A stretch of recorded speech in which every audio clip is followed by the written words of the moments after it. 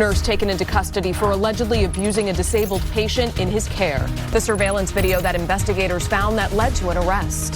Plus, a woman visiting Florida had a battery smashed through her window while driving on the turnpike. Her road to recovery coming up.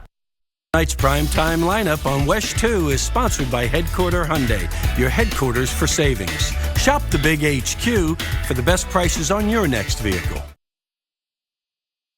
WESH 2 News starts now with breaking news. We begin with breaking news in East Orlando, where investigators have charged a woman involved with a deadly road rage shooting. 47-year-old Tina Algeo is now charged with second-degree murder. WESH 2's Tony Atkins has been working this story since it happened last summer. He's joining us live now from the scene of that shooting.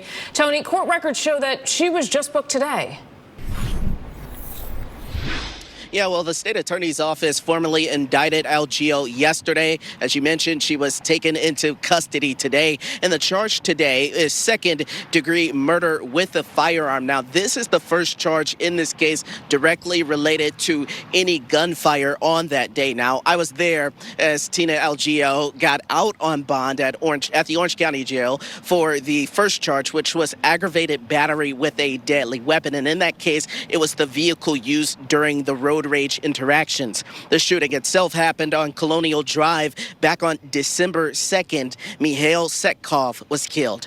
Algeo told investigators it started here on Colonial Drive when Setkov followed closely behind her. He bumped her and tried to drive off. She says she then followed him to get his license plate number and accidentally bumped into the back of his Lexus. Police say that's when he got out of his car and went to her car door. And shortly after that, Algeo shot her gun. Now she's back in jail facing another charge related to this case for the gunfire. Again, both charges have the same case number, which confirms that they are related. We did get a statement from State Attorney Monique Worrell, who says, in part, quote, gun violence stemming from senseless disputes will not be tolerated, and our office will hold those who commit these acts accountable. I also spoke with Setkov's sister, Daniela. She has a lot to say. I just spoke with her a few moments ago. She's really happy about this. She says she's going to continue to follow this case. We also reached out to the attorney representing Algeo, and if we get a response, we'll be sure to have that for you as well. And we're also later tonight, we're going to have more from our interview with Daniela, Mikhail's sister. So a really busy night and a lot of developments here in this case tonight. For now, I'm covering Orange County live in Orlando. Tony Atkins, WESH 2 News.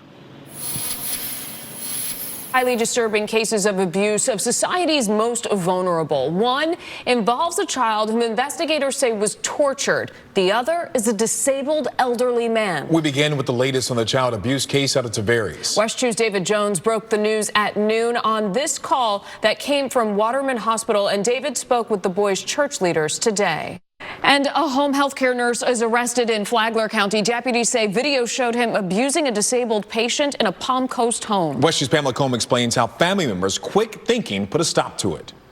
Newly released body camera video shows Sumter County deputies arresting a man who they say prompted a lockdown after walking toward schools with a gun and wearing a mask. We're also learning more about his movements yesterday that left some people nervous. In this body camera footage from the Sumter County Sheriff's Office, 28-year-old Chase Alexander Lovett is seen sitting in the woods without a shirt on. He is charged with armed trespassing because investigators say he was on CSX property with the rifle. The arrest happened near North Main Street in Bushnell hours after someone took this picture of Lovett for a suspicious person report.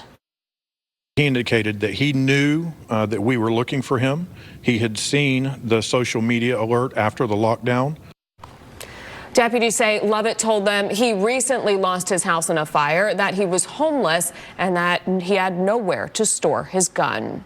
Today marks 1 year since 13-year-old Madeline Soto was reported missing. Her body was found a few days later. Investigators say she was murdered by her mother's boyfriend, Stephen Stearns. Stearns initially told law enforcement that he dropped her off at school and she never returned, but deputies say they later found disturbing images of Soto on Stearns' cell phone. He was arrested for sexual battery and later Soto's murder. Today also marks 13 years since the shooting death of Trayvon Martin. Martin was walking to his father's home in Sanford when investigators say the gunman, George Zimmerman, called police to report a suspicious person. An altercation ensued, ending in Martin's death. Zimmerman was later arrested and charged, but found not guilty. Volusia County deputies say a young woman wanted to get back at her ex-boyfriend, but she accidentally damaged the wrong car. Take a look. Overnight, deputies responded to reports of two teens spray painting a vehicle. They found an 18-year-old and a 16-year-old, and when questioned, deputies say the teens admitted to spray painting and egging this car. Expensive damage. The 18-year-old said she thought it belonged to her ex. She faces several charges, including criminal mischief. Cutting costs was top of mind today in America's quest to return to the moon. The Artemis program is behind schedule and billions over budget. The House Space and Aeronautics Subcommittee held its first hearing with its new freshman Republican chairman, Mike Herodopoulos of Brevard County. The purpose was to get an update on the Artemis program, which has a goal of bringing back a human presence to the moon and then possibly a later mission to Mars. There have been several delays within the program, and documents show the total cost for the space launch system is billions over budget. It is raising questions over cost effectiveness and national security. This is the most significant moment of America's space program since the Apollo program. We stand at a crossroads. The world is watching, and our competitors, like Communist China, are racing to beat us there. We cannot afford to fall behind. After the hearing is over, the record remains open so committee members can ask questions for up to 10 days. The Artemis 2 mission is expected to take place in April of 2026 with a third mission mid-2027. The rides out at the new Epic Universe are getting a workout today as the countdown to opening day continues. With less than 3 months to go, Universal Epic Universe is moving from the construction phase to the perfection phase. Chopper 2 flew over the 5 themed worlds today and captured more ride testing and more dragon training. Universal Orlando team members will be among the first to step into the portal starting this weekend. It's another sign the park is getting close to opening day. Just being out there every day and watching it grow, just all the lands. It's beautiful, right? It's going to be a really, epic. Universe opens May 22nd. Head to WESH.com/Park Central to see more exclusive video from Chopper 2. Other local theme parks are also preparing for the opening of Epic Universe. Today, SeaWorld held its quarterly conference call, and their CEO spoke about how they hope Epic helps their attendance as well. The park is relatively close to where we're located, and I think what excites us is the opportunity that we have to pick off the number of people that we expect are going to come visit that park and in Orlando. So seeing that type of high quality, great asset investment into a market that we're a significant participant in, we view as a positive. Mark Swanson, CEO of United Parks and Resorts, also highlighted some new attractions coming to SeaWorld, including a new immersive flying experience and additional attractions that he says have not yet been announced. I feel like if I had taken that impact, we wouldn't be having this interview right now. A broken windshield and 11 stitches is something one family driving to Disney World will never forget. We share a miraculous story and what this woman says saved her life. And a man goes on a raging attack armed with an axe. That story later. But first, Tony, we have a launch coming up in a few minutes. We do. We have 2 launches coming up tonight. One is just minutes away on the very latest forecast coming up in just a couple of seconds. Closed captioning is sponsored by Shark Coatings. You are looking at an injury a woman got while traveling to Disney. She was on the road on the turnpike when a battery crashed through her windshield and then hit her in the head. West 3's Spencer Tracy shares her dangerous story and what she says saved her life. The family is hoping someone saw something or cameras might have captured what happened. FHP says they are still investigating. All right, there's a couple of launches tonight. Let's talk about the one that's happening later first. At 10:16 or 10:34, SpaceX will attempt to light up the night sky, this time from Cape Canaveral Space Force Station with a Starlink launch that's been postponed twice this week. That launch time is set again at 10:34. And we are following breaking news. Here's a live look at Launch Pad 39A at Kennedy Space Center, where this Falcon 9 rocket rocket is set to lift off in 25 seconds. On board the rocket is Athena, which is the second lunar lander designed by Intuitive Machines. This is all expected to lay the groundwork for astronauts to return to the moon to set up a long-term lunar settlement. And of course, we are down to the last 10, Michelle. Okay, so this is an instantaneous window. So at 7:17, this is happening, yes or no? So let's hear. 6, 5, 4, 3, 2, 1. Ignition and liftoff. Go Montage, go Intuitive Machines.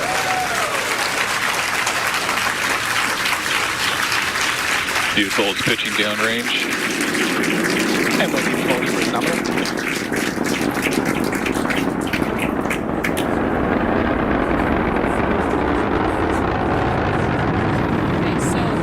Going to fly eastward out of the Cape, and then the booster is going to do what we've seen it do many times before, land on a drone ship in the Atlantic. This one is called a shortfall of gravitas. The second stage is going to continue to its parking orbit, and as we said, guys, this is also we can find out if there is water on the moon. I love these time launches because we can see it, but it's not too late where we miss it. All right. Yes. No overnight launches. No overnight launches, but dark enough where we can see it from far away. All right, celebrating Black history right here in Orlando. The first ever hospital serving the Black community here in the City Beautiful was started thanks to Dr. P. Phillips. He donated the land for the Dr. P. Phillips Memorial Hospital, which is now an Advent Health Hospital. The hospital was started back in 1958 while Black and white Americans were segregated. Back in the day, Black Americans did not have a place that served them. Who at the time only had the opportunity to receive services in the basement of local hospitals. Can you imagine the basement of local hospitals? Despite funding and other challenges, the hospital prevailed and offered the Black community a sense of ownership over their health care. It also gave Black doctors and nurses the opportunity to practice. All right, Tony, let's talk about the launch. It was able to go up successfully because it's a beautiful, clear night out there. Oh, my God. I tell you what, Megan's going to have some great picks tonight. She was over at the coast earlier there, and she's going to have more great picks tonight. Clear skies, comfortable temperatures. If you're looking for something to do tonight, I'm telling you, sit in your back patio there and look east. You're going to see a great launch. All right, let's begin with a look outside one more time here for you. Show you what it looks like. We've got a gorgeous shot there from the Kennedy Space Center. One down. One to go. Let's keep that momentum going. Up towards Ocala at 70. Downtown Orlando. We're coming in at 72. New Smyrna Beach not looking bad either. All right, so let's break this 7-day down. Tomorrow, it's going to be a warm day, no doubt about that. A couple of late-day sprinkles behind that front. Maybe just a couple of breezes there, but here's the bottom line for me. Friday's going to be spectacular. We've got fairs and festivals. We got Bike Week going on. We've got Monster Jam Saturday. A lot of the youngsters will be going over there, especially the boys. Monday, Tuesday, and Wednesday, we begin that warming trend yet again. And as we take a look at this little disturbance right here, this one's going to come through the Gulf over central Florida during the day tomorrow and just kind of turn our winds back towards the north. Now, tomorrow there'll be southwest out ahead of it. That's why we're going to warm up to about 80. There might be one or two isolated showers. We just saw that launch go up here just a couple of moments ago. But there's a second launch here that I want to talk about now. That's the Falcon 9 Starlink batch of satellites, 1213. Also, a 95% likelihood that this will go up. All right, tomorrow morning temperatures here, just a little bit above the norm, but not by much. 4 or 5 degrees there overall. It's looking pretty good as we take a look at the temperatures up to the north. Low 50s here, low 60s down into southern Brevard County. Now, Thursday, Friday, we've got a front dropping south, a few sprinkles out ahead of it, mainly south and east of Orlando. Freshens up the winds, north-northwest here, and keeping us comfortably cool and dry. There will be a few upper 60s for highs on Friday, but if you like the warmer weather, tomorrow is definitely your day. Look at these temperatures now, right around 80 in many locations, the lone exception being right there along the coast where the temperatures will be running just a few degrees cooler. 12-hour forecast up in Ocala, nudging to near 80. The attractions tomorrow also nudging to near the 80-degree mark and low humidity. So get out there and enjoy it. We take a look now at Saturday on into Sunday. Another front dropping in, reinforcing those cooler temperatures and bringing down the temperatures by a few degrees come Sunday compared to Saturday. Both days, though, quite a bargain now. The Central Florida Fair does run through Sunday, March the 9th, kicking off, of course, this weekend. And then Bike Week kicks off tomorrow and runs right through Sunday, the March the 9th. 68 76, back down to 70 on Sunday behind that front. And then Monster Jam. This is looking good. 74, 73, 69, maybe a light jacket for these youngsters there for the late evening there as that runs past that time frame there. It'll get a little bit cooler. There's a look at Thursday, 80. Friday, 74. One more time because it's so good looking. The weekend forecast running in the mid-70s. Overnight lows will be running in the low to the mid-50s. And then notice the trend next week. Big ridge of high pressure builds overhead. And then we really begin to warm on up. Look at Wednesday afternoon. That's not a misprint. Middle 80s with morning lows in the lower 60s. Here's a preview of what's coming up in tonight's Access Hollywood. Well, unfortunately, Hollywood suffered a stunning loss today with the passing of Michelle Trachtenberg at the age of only 39. From Harriet the Spy to Buffy the Vampire Slayer to Gossip Girl, Michelle had so many devoted fans for decades, and we're now learning more details of what she had been dealing with the last few years. Add to that, just as Justin Bieber's reps had stated, he's doing fine despite the rumors to the contrary. Justin posted a new video that's got fans concerned all over again, and it's all just moments away on Access Hollywood. Closed captioning is sponsored by Advent Health. A new year means a new hurricane season is approaching. And WESH 2 First Warning Weather is giving you our earliest prediction yet. From where and when storms could hit to how many we can expect. Get my exclusive hurricane season forecast Friday. Terrifying case of road rage caught on camera in Memphis when a man with an axe came out swinging after a fender bender. Watch this. This eyewitness video of the scene shows a man hitting the vehicle that rear-ended his car with full force. Memphis police confirmed this happened on Saturday. The victim told investigators he accidentally hit the back of the other driver's car. No injuries were reported. The suspect then took off after the axe attack and is now facing an aggravated assault charge. Made things so much worse. All right, here in Cape Coral, police say this is damage left behind by a drunk driver. 27-year-old driver now faces charges after investigators say Alex Wilson drove through a sign, hit a fire hydrant, then a car before colliding with a pillar. Apparently, the Apple Watch he was wearing signaled 911 immediately. When they arrived, Wilson was outside of his vehicle. Police soon determined he was the driver and arrested him. He is responsible for at least $20,000 in damage. We're staying on top of breaking news tonight. A woman now facing murder charges in a road rage shooting. WESH 2's anchor Summer Knowles is joining us in studio with a preview of what else we're working on for you at 11. Yeah, guys, we have a lot going on. People living in Pine Hills are meeting right now to talk about safety in their community. It comes 2 years after a shooting spree killed 3 people, including a 9-year-old girl and a TV news reporter. The answers they want from deputies about that situation and what is being done right now to make the area safer. Plus, caught in an unholy act where deputies say this man was stealing from a church, trying to feed the homeless. That and much more tonight on WESH News at 11. Guys, back to you. All right, Summer, thank you. That does it for now. Join us again at 10 o'clock over the CW18, 11 o'clock right here on WESH 2. And the news is always on WESH.com and the free WESH 2 News mobile app. Have a wonderful night.